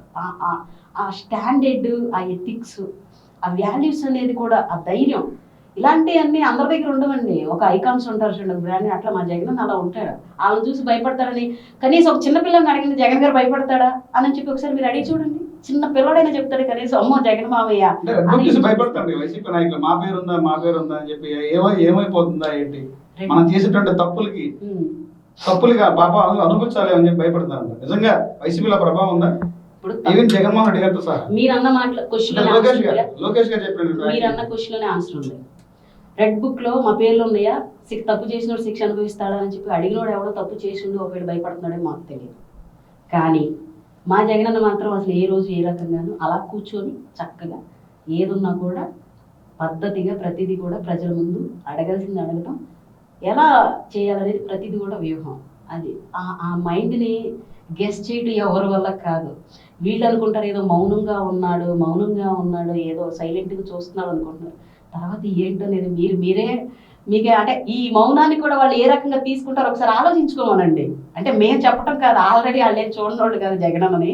డైపర్లు తడుపుకునేవాడా, డైపర్లు తడిపించేవాడా, ఎలా తొక్కినా కూడా ఏ రేంజ్లో పైకి వచ్చాడు, ఎన్ని పార్టీలన్నీ కలిపితే కూడా ఇంతకు ముందు ఒంటరిగా కూడా బయటకు వచ్చినప్పుడు సొంత పార్టీగా పెట్టుకున్నప్పుడు కూడా ఏ రోజు భయపడ్డాడు, ఈ రోజు భయపడతాడా? ఏం మాట్లాడతారండి? మీడియా ముందు మాట్లాడడం కాదు, పులివెందుల ఎమ్మెల్యే అసెంబ్లీకి మాట్లాడి చర్చించరా అని చెప్పి సాక్షాత్ హోమ్ మినిస్టర్ ఒక సామెత అండి, పులివెందుల ఎమ్మెల్యే అసెంబ్లీకి రావాలనేది హోంమంత్రి గారు సాక్షాత్ అసెంబ్లీ ప్రస్తావన చేశారు. నో వాల్యూ లేని దగ్గర, మన మాటకి విలువ లేని దగ్గర మాట్లాడిన వేస్ట్. అది దాన్ని వేస్ట్ అవుతుంది తప్పితే ఏం లేదు. ఒకవేళ వెళ్ళినా మా అన్నను వాళ్ళు అవమానించినా అది మా జగనన్నను చూసి వీళ్ళు అవమానిస్తారని చెప్పి ప్రతి ఒక్కరు కూడా అన్నను చూసి ఎంత ఇదవుతారన్న సంగతి మీకు తెలుసు. అయినా ఆగ్రహాలు కట్టులు తెంచుకొని వస్తాయి, మళ్ళీ అయ్యో పెద్ద రావణ కష్టం అవుతూ ఉంటాయి. ఇవన్నీ ఎందుకని చెప్పి సైలెంట్గా ఉన్నాడేమో. అంటే ప్రతి విషయంలో కూడా ఆచితూచి అడిగేసి ప్రతి నిర్ణయాన్ని తీసుకుంటున్నాడు. ఇప్పుడు అసెంబ్లీకి వెళ్ళినా వాళ్ళు మైక్ ఇవ్వరు, మనం ఏం చేసినా కూడా మాట్లాడినా వాళ్ళు అవకాశం ఇవ్వరు. ఇచ్చినా వాళ్ళు ఏం చేసినా మనం అడుగుతుంటే కూడా దాన్ని అడగనీయరు. ఇప్పుడు ఎలా ఉంటుందంటే మీ చేతికి మీకు ఇల్లు ఇచ్చి ఇంటికి మీకు ఇవ్వకుండా ఇచ్చినట్టు అయిపోతుంది. వెళ్ళినా ఏం ప్రయోజనం ఉండదు కదా. సో ఎందుకు ఒక మాజీ ముఖ్యమంత్రి అయినటువంటి జగన్మోహన్ రెడ్డిని ఉన్నటువంటి అధికార పార్టీ ఉంటుంది ఎవరైనా నాయకులు కానీ మంత్రులు కానీ మాజీ సీఎం అని అంటారు కూడా ఇష్టపడలేదు. ఎందుకు పులివెందుల ఎమ్మెల్యే పిలుస్తున్నారు? పులివెందుల ఎమ్మెల్యే అసెంబ్లీకి రావాలా, పులివెందుల ఎమ్మెల్యే మీడియాతో మాట్లాడడం కాదు, ప్రజల్లోకి రావాలా, వాస్తవాలు తెలుసుకోవాలంట. ఇప్పుడు నాకు గిట్టని వాళ్ళు ఎవరు ఏం చేసినా నాకు గిట్టదు కదండి. నాకు నచ్చిన వాళ్ళు, నాకు ఎవరి మీదైనా కోపం ఉంటే వాళ్ళని నేను యాక్సెప్ట్ చేయను. అందుకే వాళ్ళు ఎక్స్ట్రీమ్గా యాక్సెప్ట్ చేసుకోలేకపోతున్నారు. గిట్టలేదు మా అన్న మీద పీకల దాకా ఉన్న ఒక్కొక్కరికి. అంటే ఇంకొకటి కూడా నన్నే చాలామంది అంటారు, నేనంటే ఎందుకు వీళ్ళందరికీ చాలామంది నా చుట్టూ ఉన్నవాళ్ళు నన్ను ఎందుకు ఇది చేస్తున్నాను అన్నప్పుడు చాలామంది నాకు ఇచ్చిన ఒక సలహా ఏంటంటే, నువ్వేదో పొడుస్తున్నావు అనే వాళ్ళకి ఒక ఈర్ష, కక్ష. సో నేను దాన్ని ఇప్పుడు మా జగనన్నకి ఆపాదిస్తున్నా. అంత ఇదిగా పరిపాలించాడు కాబట్టి, ప్రజలలో ఉన్నాడు కాబట్టి, ఏ రకంగానైనా మగాడిగా ప్రతి విషయంలో నెంబర్ 1గా పైకి వస్తాడు కాబట్టి మీకు గిట్టట్లా. ఆల్రెడీ మీ అందరూ చాలా వరకు ఎగైనెస్ట్గా ఇంత పీకల దాకా ఈర్షి పెట్టుకున్నారు కాబట్టి బాగా తగ్గించి మా జగనన్న ఎన్నో చేయాలని చూస్తున్నారు. కానీ ఎంత పోటుగా అవ్వకపోతే మీ అందరికి ఎంత మింగుడు పడతలేదు అన్నది ఒక్కటి గుర్తుపెట్టుకోవాలని మాత్రం నేను చెప్తాను. ఇది మాస అయ్యొచ్చు, నా మాట మాసుకుని ఉండొచ్చు, కానీ ఎంత స్ట్రాంగర్ అయితేనో, ఎంత పెద్ద మంచి ఇదైతేనే తప్పితే అంత వ్యతిరేకత రాదు. వాళ్ళు అలా ఫీల్ అవుతున్నారంటే ప్రజలకు లేదండి. వాళ్ళు ఫీల్ అవుతుందంటే ఖచ్చితంగా వాళ్ళకి వ్యతిరేకత వస్తుందంటే హీఈస్ బెస్ట్ పర్సన్, నెంబర్ 1. రాష్ట్రంలో మహిళల భద్రత ఎలా ఉంది? మీరు ఒక మహిళ చెప్పండి. ఈ 5 నెలలు ఎన్డీఏ అధికారం వచ్చిన తర్వాత మహిళల భద్రత ఎలా ఉంది? నా మీదకి మాచవరం సిఐ కొడతాకు వచ్చాడు కదండి. పోలీస్ స్టేషన్ బయట దగ్గర ఒక 10 అడుగుల దూరంలో నేను బయటకు వచ్చేస్తే నన్ను కొట్టడానికే వచ్చాడు. ఇంకా పర్సనల్ ఇష్యూస్ ఉన్నాయి మా దగ్గర, దాని గురించి అని చెప్పి వాళ్ళు వెళ్ళిపోయి లోకేష్ గారి దగ్గర చెప్పుకుంటే లోకేష్ పేషి నుంచి వచ్చింది నా మీద, ఆమె జగన్ గారు చెల్లండి అని చెప్పగానే వాళ్ళు ఇంకా ఊగిపోయి మరీ పంపించారు నా మీద. ఆయన వచ్చేసి ఇంకేముంది లోకేష్ గారి పేషి నుంచి వచ్చిందంటే ఇవి ఏదో ఒకటి ఇది చేయాలని పిలిచేసి ఏదో అనుకున్నాడు, జగన్ గారు చెల్లింటే జగన్ గారు కంటే ఇంకా చాలా ఇదిగా ఉంటాం మేము, అన్న అన్న ఇది అసలు అన్నలాగానే మేము దేనికి మ్యాక్సిమం ఇది అవ్వం, ఆ కాన్ఫిడెన్సే ఉంటుంది, నీ మీద కేసు కడతా ఏమనుకున్నావు వెళ్ళిపో అని చెప్పి ఒక అన్పార్లమెంటరీ యూజ్ చేశాడు. కట్టుకుపోవాలని చెప్పి నేను బయటకు వచ్చాను. దానికి ఫాస్ట్గా నా వెనకాల వచ్చేసి నన్ను కొట్టడానికి వచ్చాడు. ఆయన కొట్టడానికి వచ్చాడు అంటే నా మీదే నువ్వు కొట్టడానికి వచ్చాడు, నీకు సామాన్య పరిస్థితి ఏంటి? అలా ఎంతమంది ఆడపిల్లలు ఎంత ఇబ్బందులు పడుతున్నారు ఈరోజు, మానభంగాలు, మర్డర్లు. బయటికి ఆడపిల్ల వెళ్తే సేఫ్గా వస్తుందో రాదో తెలియదు. కాలేజీకి వెళ్ళిన పిల్ల అమ్మ వెళ్ళొస్తానని ఇంటికి వచ్చే సమయానికి అమ్మ నేను వచ్చిననే దాకా వాళ్ళకి సరైన నిద్ర ఉండట్లేదు. ఈరోజు ఏం డెమోక్రసీ జరుగుతుంది, ఆడవాళ్ళకి ఏం రక్షణ జరుగుతుంది? వీళ్ళు ఎందుకు ఈ విషయంలో హోమ్ మినిస్టర్ కానీ వీళ్ళు కానీ ఎందుకు తీసుకోరు చర్యలు? ఎందుకు తీసుకోకుండా ఇప్పుడు ఏదో మేము మంచి గుడ్ పాలన చేసేము, గుడ్ ప్రభుత్వం అని మీకు మీరు ప్రకటించుకుంటున్నారు, కానీ ఒక్కసారి ఆత్మ పరిశీలన చేసుకుంటే వాళ్ళకే తెలుస్తుంది ఏ ఒక్క మహిళ కూడా భద్రత లేదు. వాళ్ళ పార్టీలో వాళ్ళకి భద్రత కాదే కప్పుపుచ్చుకొని ఉంచుకుంటున్నారేమో, కానీ ప్రతి ఒక్కరు ఇప్పుడు ఇన్సెక్యూర్డ్గా ఫీల్ అవుతున్నారు. అరే అక్కడ అలా జరిగింది, ఇక్కడ అలా జరిగింది. ఈ 4 monthsకి 100 మంది దగ్గర దాకా చనిపోతూ ఇలాంటి ఇలా జరిగి ఒక 7-8 మంది చనిపోయారు, 100 మంది దగ్గరలో రేప్ అటెంప్ట్స్ జరిగినాయి, అది పట్టుకుని కొట్టడాలు, ఇవన్నీ చాలా దౌష్టికం బాగా జరిగింది. ఇంకెక్కడ సేఫ్టీ ఉంది? వీటన్నిటిని ప్రశ్నిస్తేనే గొంతు నొక్కేస్తాం. ఇప్పుడు కొత్తగా మళ్ళీ ఒకటి వచ్చింది, ఏది సోషల్ మీడియా అరెస్టుల కంటే అవన్నీ ఒకటి తీసుకొచ్చారు. ఇప్పుడు వచ్చేసి మళ్ళీ గంజాయి, డ్రగ్స్, ఇంకొక ఏదో కేసులు ఇలాంటివి అయితే వీళ్ళు వచ్చి బెయిల్ ఇవ్వకుండా వాళ్ళని ఇంకొంచెం ఇరికిచ్చి లోపల పెట్టవచ్చు, అప్పుడైతే ఇంకొంచెం భయపడతారని చెప్పి ఎగెనిస్ట్గా అలాంటివన్నీ కూడా కొన్ని తీసుకొస్తున్నారు. ఒకటి, మన చేతిలో అధికారం ఉంది కదని రాక్షసులాగా నువ్వు పీకుతున్నంతకాలం, రాబందులాగా నువ్వు పొడుచుకున్నంతకాలం పొడుస్తావు, కానీ ఒక రోజు వస్తుంది మీకు ఆ దేవుడిని కూడా ఏం చూస్తావు ఊరుకోడు. మా జగనన్న కూడా కరెక్ట్గా ఏం చేయాలో ఆలోచిస్తాడు. టైం వచ్చినప్పుడు మాత్రం మీకు మాత్రం ఉంటుంది మాత్రం ఖచ్చితంగా ఉంటుంది. ఇదైతే నేను చెప్తాను. సూపర్ 6 పథకాలు ఎలా ఉంది? ఎవరికి ఇచ్చారు? సూపర్ 6 ఇప్పటికే ఒక 50% అమలు చేస్తామని చెప్తున్నారు. మెగా డిఎస్సీ ఇచ్చారు, పెన్షన్ల పెంపు చేశారు, దీపావళికి మహిళలకు దీపం పథకం ఇచ్చారు. దీపావళి దీపం పథకంలో ఓన్లీ దీపం పథకంలో ఎలిజిబుల్ ఉన్న వాళ్ళకి మాత్రమే, ఇది క్లియర్. ఓకే, అది ఎంతమందికి వచ్చింది ఎవరికి లెక్కలేదు. నెంబర్ 2, సూపర్ 6లో ఇంకోటి ఏదో అన్నారు మీరు, డిఎస్సీ, మెగా డిఎస్సీ. డిఎస్సీకి ఎవరైతే సంఖ్యలో ఒక చిన్న బ్యాగ్ పెట్టుకుని మీ తరఫున ఇంతమంది పోస్టులు పెట్టుకునేటప్పుడు మీరు దాన్ని అలర్ట్ చేశారని అమ్మకాలు జరుగుతున్నాయి. I think so. మొన్న కూడా ఏదో వీడియో కూడా వచ్చింది కండి, ఎవరో కానీ పోలీస్ జాబ్కి అయితే కూడా మనోళ్ళేనా పోలీస్ జాబా దీన్ని సెలెక్ట్ చేయాలా, ఓకే ఇంత అమౌంట్ అని చెప్పి రెడీ చేసుకొని వస్తే మనోళ్ళే దానికి చేయనని చెప్పి ఏదో వీడియో చూపించారు మా వాళ్ళు. ఇది సోషల్ మీడియాలో వచ్చింది. ఒక ఇలా కూడా జరిగిందా? అఫ్కోర్స్ పోనీ ఎవరికో మంచి జాబ్ ఏదో వచ్చింది, ఎవరు పోనీ మేము పట్టించుకోలేదు. అలా పోయినాయి కొన్ని జాబ్లు మిస్ అయినాయి. ఇంకోటి ఏంటన్నారు, మహిళలకు దీపం పథకం అయిపోయింది. దీపం పథకం, మెగా డిఎస్సీ, పెన్షన్ పెంపు. పెన్షన్లో చాలా వరకు సర్వర్లు ఏమని కొన్ని ఆపుతున్నారు.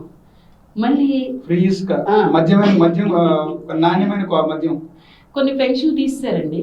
కొన్ని పెన్షన్లు మాత్రం ఇది సర్వర్ డౌన్ అని చెప్పి ఆపుతున్నారు.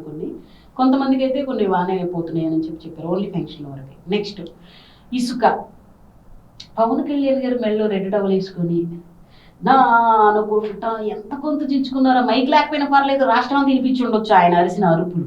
ఈ రోజు ఏంటి అరుపులు ఏమంటే పవన్ కళ్యాణ్ ఎవరికి ఇచ్చారు? రాష్ట్రంలో తీసుకెళ్ళొచ్చు, ట్రాక్టర్ తీసుకెళ్ళొచ్చు అని చెప్పి సాక్షాత్తు సీఎం కూడా అనౌన్స్ చేశారు. ఏమండి ఇసుక పాలసీలో ఫ్రీ ఇసుక అనగానే ఒక పేదవాడు, ఒక మధ్య తరగతి వాడు మహా అయితే ఎంత ఇల్లు కట్టుకుంటాడు, 1 ఫ్లోర్ 2 ఫ్లోర్, ఎంత ఇసుక పట్టుకెళ్తాడు? దానిలో మళ్ళీ జిఎస్టీ అన్నీ నువ్వు ఎందుకు వేసావు? అదే ఒక కాంట్రాక్టర్ తీసుకుంటాడు ఒక చిన్న బిల్డింగ్, అది ఇచ్చిన కాంట్రాక్ట్ ఎంత, నువ్వు జిఎస్టీ అన్నీ వేయగా నీకు కట్టిన డబ్బుల్లో అతను తీసుకున్న కాంట్రాక్ట్లో ఆ టాపీ వాళ్ళుగా నీళ్ళని చేసినప్పుడు వాళ్ళకి మిగిలేదంత. పోనీ అది పక్కన పెడదాం, పెద్ద పెద్ద బిల్డింగ్లు అన్నీ కట్టేది మీ వాళ్ళేగా, ఇప్పుడు పెద్ద పెద్ద కాంట్రాక్టులుగా ఏ చేసిన మీ వాళ్ళేగా. అంటే ప్రభుత్వాన్ని దోచేసేలాగా ఫ్రీ ఇసుక అనే పథకం పేదవాళ్ళ తరపునని చెప్పి మీరు పెట్టి ఫ్రీ ఇసుక మీ వాళ్ళు దోచేస్తున్నారు. ఆ సంగతి మీరు బయట పెట్టండి. ముందు మీరు లూటీ చేసి పారేశారు, ముందే మొత్తం దోచేసుకున్నారండి వీళ్ళు. మీకు తెలుసో లేదో, ఫ్రీ ఇసుక అనేది వీళ్ళు మహా అయితే 1 ట్రక్కులో 2 ట్రక్కులు ఒక 5 ట్రక్కులు తీసుకెళ్తారు. ఒక పేదవాడు చిన్నపాటి ఇల్లు కట్టుకుంటాడు. పెద్ద పెద్ద బిల్డింగ్లు కట్టేది మీరు. పెద్దగా ఎవరు ఏం కట్టినా కూడా మీ కాంట్రాక్టులు వీటన్నిటికీ మీ ఫ్రీ ఇసుక దొరకడం కోసం గవర్నమెంట్కి ఇసుక ద్వారా వచ్చే ప్రాఫిట్ని మొత్తాన్ని మీరు మొత్తం కలిపి ఆపేసి మీరు దోచుకు తిన్నారు. మీరు అన్యాయం చేశారు, ప్రజలకు అన్యాయం చేశారు సంగతి మీరు ఒప్పుకోమని చెప్పి నేను అడుగుతున్నా. చివరిగా చెప్పండి, ర్యాపిడ్ ప్యాక్ లా మాట్లాడదు. బెస్ట్ సీఎం అంటే ఎవరు చెప్తారు? మీకు ఒక తెలిసి రాజకీయాలు ఒక తెలిసిన దగ్గర నుంచి స్టిల్ ఈ రోజు వరకు బెస్ట్ సీఎం అంటే ఎవరు చెప్తారు? రాజశేఖర్ రెడ్డి గారు. రాజశేఖర్ రెడ్డి. ఓకే. చంద్రబాబు అంటే ఏం చెప్తారు? ఎందుకు ఒప్పుకుంటే ఇప్పుడే చూస్తున్నాను కదా, నేను ఎలా ఒప్పుకుంటానండి? సింగిల్ లైన్ లో చంద్రబాబు అంటే ఏం చెప్తారు? చంద్రబాబు గారు అంటే దగ, మోసం. జగన్మోహన్ రెడ్డి. నిజాయితీ. పవన్ కళ్యాణ్ గారు. పవన్ కళ్యాణ్ ఆవేశం, ఆక్రోశం, కన్ఫ్యూజన్. నారా లోకేష్ గారు. నారా లోకేష్ గారు మాలోకం.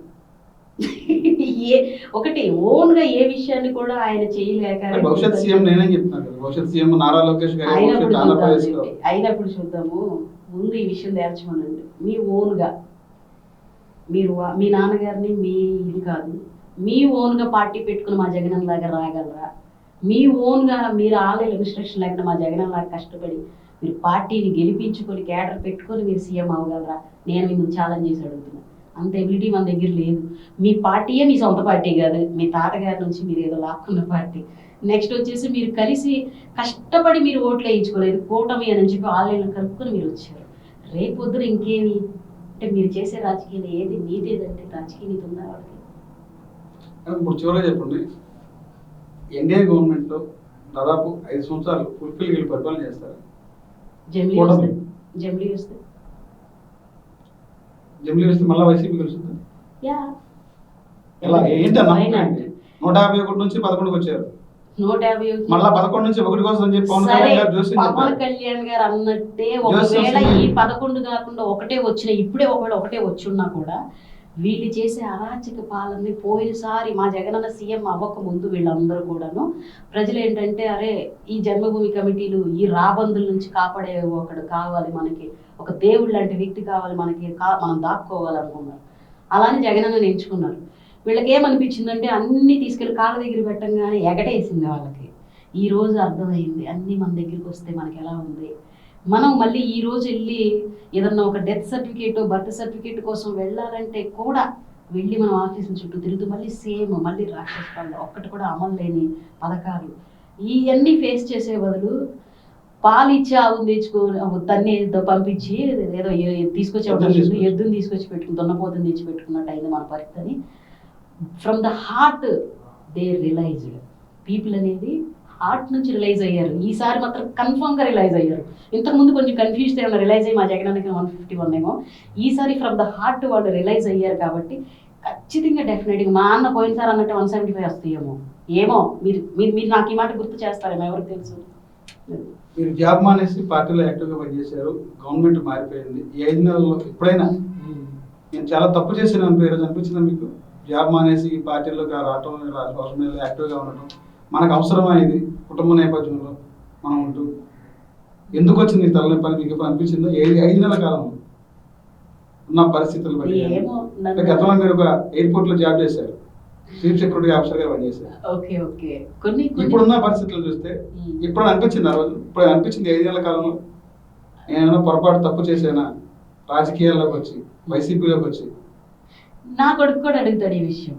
మమ్మ మనకి యూస్ ఏముంది మీ అన్నయ్య కోసం మనం చేస్తాం వల్ల అంటే మీరు ఆల్రెడీ కొన్ని వ్యతిరేకతలు చూస్తున్నారు మీ చుట్టూ ఉన్న మీ ఫ్రెండ్స్ నుంచి అని నా కొడుకే అడుగుతాడు. ఇదే తప్పైన విషయం అన్ని చోట్ల ఉండేది.